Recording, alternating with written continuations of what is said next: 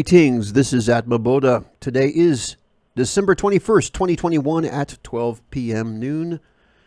The title of today's podcast is The Ultimate is Not About Detachment. I'm well aware of the controversy that such a statement could bring, because so many people who proclaim themselves as masters or teachers or gurus, everybody's singing the praises of non-attachment and about how to be spiritual is about being disattached. And from the ultimate perspective, it's not about detachment at all. In fact, the opposite is true. The ultimate is about attachment. What does that mean? That means that for a sincere aspirant that wants to reach the highest of all goals, to attain complete mastery and self-realization and the ultimate enlightenment, it's about attachment. It's about attachment to the ultimate truth. Attachment to objective truth, attachment to that one living truth, the source of all. And when you are attached to that ultimate, it just so happens that to the outside observer, you might appear to be a bit detached from biological things, right? Maybe you're not so enticed by desire for external. In fact, you don't have desire. Why? Because you've reached a place of desirelessness, a place of unity, of ultimate tranquility, of extreme bliss, of unconditional love. It's like having all of this power within you, whereby everywhere you walk, you feel like a king. You feel like nature itself is adoring you with love. And not because you ask for it, not because you're looking for it, but because of your attachment. Because of your attachment to the ultimate. Other things around you, they want to be attached to you. By virtue of your association to the ultimate, that magnetizes your life. You become a source of attraction, right? People are attracted to you. Abundance is a natural effect of this. Respect, high regard. People value your opinion. They value your participation. They want to give you more responsibility. They want to put you into more leadership roles, because there's something about you that is uplifting, that is inspiring, that awakens the hearts of others. And who doesn't want their heart to be awakened? Who doesn't want their mind to be inspired? Everyone wants that. This is something everyone wants. And that's what's so exciting about this. If you look on the YouTube channel right now, I think last I checked, there's about 27 subscribers. And yet how many people want this, but they don't know they want it yet? Everyone. Millions. Billions. This is the future. This is the next level of humanity, whether they realize it or not. I think I'm going to change the title of this podcast to The Ultimate is About Attachment, because that sounds even more controversial. And in fact, that's what I love doing. I love creating titles that are trolling the idea and the traditional concepts of what people think spirituality is about. Because the fact of the matter is that these core concepts have been so diluted and corrupted over the millennia that how people interpret them now is really a shadow of what the true perspective is. And so you might say, well, Atma, are you trying to say that your teaching is correct and everyone else's teaching is wrong? And I would say, well, there's an element of truth in every path, in every religion, in every philosophy. If there wasn't a truth, there wouldn't be anybody following it. But from my perspective, there is no other teacher that has attained this same level of mastery, whereby they can say that their mind is completely impregnable, that nothing can upset them, nothing can make them be afraid or feel worried or anxiety or doubt.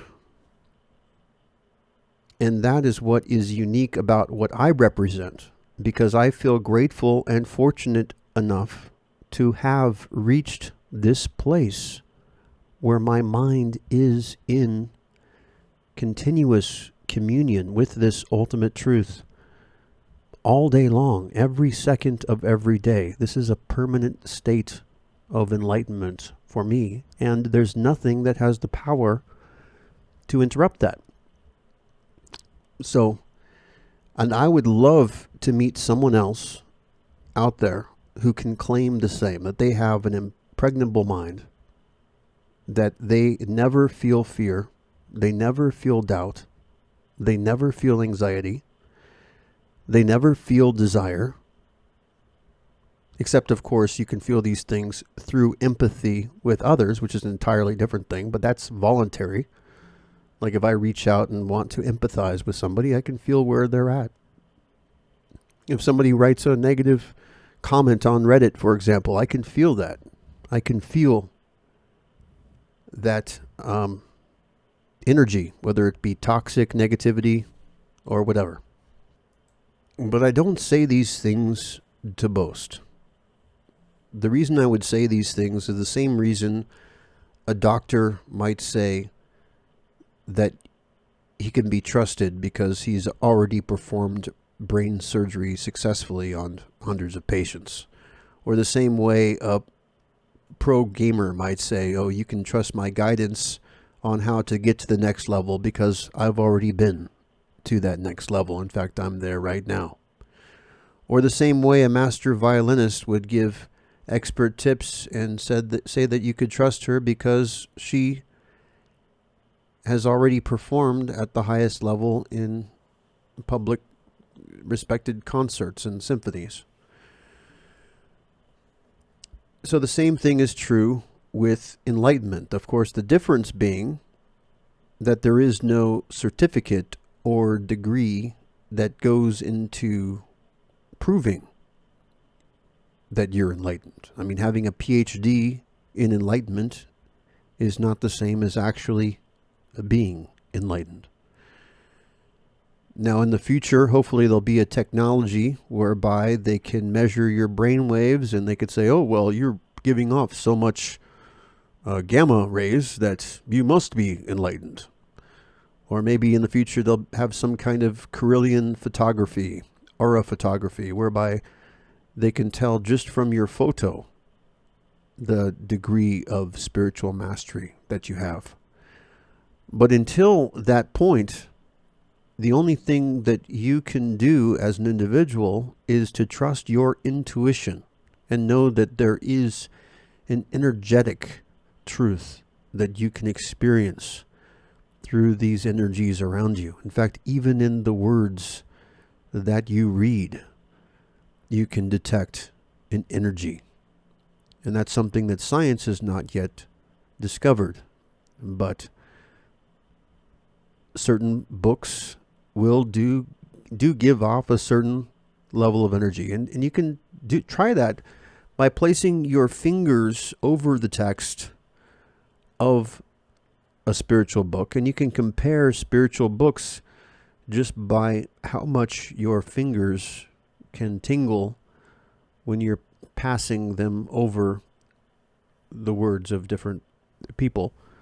And that may sound very, very strange, but this is called science.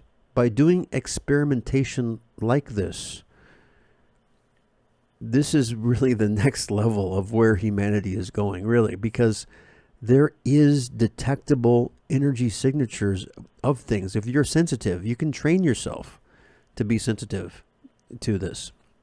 For example, you could blindfold me because I've got a level of empathy. You could put me into a room of a bunch of people and have one person who is genuinely angry, and I'd be able to tell just by walking around the room which person is the angry person, just because of that energy field of their body. And that is something anybody with a basic level of empathy can know. And there's many of healers and people out there that have that same ability. At least there should be. Enlightenment is about attachment. In fact, attachment itself is the gateway to enlightenment. In fact, I think I'm going to change the title of this podcast to Attachment is the Gateway to Enlightenment. Because it literally is. It's not attachment to worldly things or worldly desires or the object of worldly desires, but it is about attachment to the ultimate, the highest level that you can aspire towards, your greatest aspiration of your heart and mind. It is the nectar that your mind craves. It's not about controlling the mind and telling it what it can or cannot do. Enlightenment is about giving your mind what it wants and helping your mind get what it wants. Because what your mind wants is that attachment. The attachment to the ultimate. And through that intimacy, that symbiosis with the highest of highs, the most excellent of all excellencies, when your mind is there, experiencing that, tasting that sweet nectar, that amrita, that ambrosia that cascades down on the crown of your head, where your 1,000-petaled lotus drinks it up thirstily, appreciating every single drop. Then you know your mind is so happy, it's so content. It has finally found what it's been searching for all of its life. Not only this life, but ever. If there was lives before this, this is something your mind wanted. And here it is. It's found it. And guess what? When your mind has found it, your mind is not your enemy. When your mind is there in this embrace with the infinite, it wants to help you. It's your greatest friend, almost. I mean, it's one of your greatest friends. That combined with your heart, you become unstoppable. You have this deep love in your heart, this impenetrable mind, and now you have the full force of nature behind you with this ultimate truth, infusing you, filling up your body, filling up your mind, filling up your heart, awakening and empowering you in ways that you've never even thought possible. And that's what's so exciting. because this is something that everybody wants. The people, they don't know it yet. How many people are out there that need this, and yet they don't even know that they need it? Millions. Billions. Everyone. This is the highest aspiration of the mind. This is the deepest longing of the heart. There is nothing more ultimate than this. But let's not repeat ourselves. But it's worthy of repeating, because there's nothing better than this. There's nothing. You can look far and wide. You can look to the farthest reaches of space. You can have 1,000 drones on Mars surveying every inch in history of Mars, and that doesn't come close to what exists in your very own heart.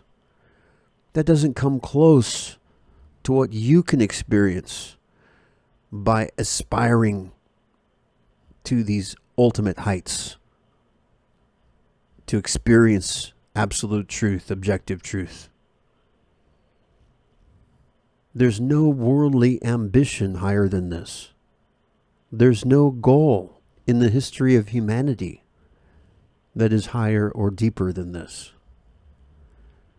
And you walking this path are one of the earliest pioneers. This is the last great frontier. People who are still stuck on external mysteries, they are deluded, because it is the internal mysteries that make the external mysteries even possible. The origin of the entire biological reality is not found in the biological. No, it goes deeper. We are not biological entities. We are extra biological entities. We are beyond biology. We are transdimensional. With our imagination, we can soar the skies. And where do you think imagination comes from? It's because it's our deeper nature. There's nothing that can be found on this planet that's worthy of your attachment. There's nothing that can be found through your senses that is worthy of your attachment.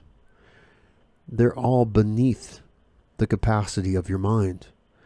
Why do you think people, when they grow older, many of them drink? Why do you think people turn to drugs? Because they know that the reality that they've found with their mind seems so less that they have to turn to these other substances, they feel, in order to get some kind of satisfaction. Same thing with people reading books. People complain about how they don't like to read fiction books because then they get reminded about how boring their own life is. Well, guess what? Your life doesn't need to be boring. You can have a life better than the lives you read about in those books. Your life can be better than a movie. The only thing holding you back is yourself. And by letting go of these self-limiting beliefs and attaching yourself to the ultimate, you can walk through that gateway of attachment to complete and total enlightenment. And that is what life is about. If you're not experiencing unconditional love and bliss all the time, what are you waiting for? It's there.